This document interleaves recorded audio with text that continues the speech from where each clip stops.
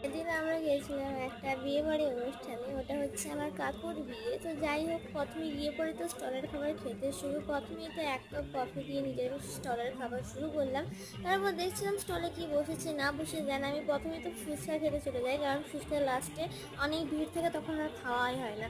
ফুচকা খাওয়ার পর আমি চলে গেছিলাম চাউমিন খেতে। তারপর দই বড়া ছিল, দই বড়া খাওয়ার পর আবার পাপড়ি চাট ছিল।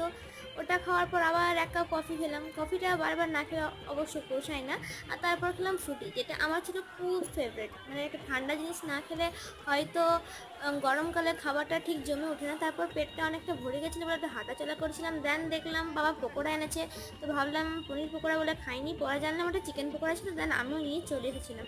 তারপর তোমাদেরকে স্টলটা দেখাচ্ছিলাম। তারপর হচ্ছে লাস্টে খাবার সময় যেখানে আমি খেতে বসে গেছি, বিরিয়ানি আর চিকেন এত খেয়েছি যে নান টান বাকি কিছু নেওয়া হয়নি। দেন ওইটুকুনি কোনোভাবে খেয়ে লাস্টে কুলফি সেরে বিয়েবাড়িটা শেষ করলাম।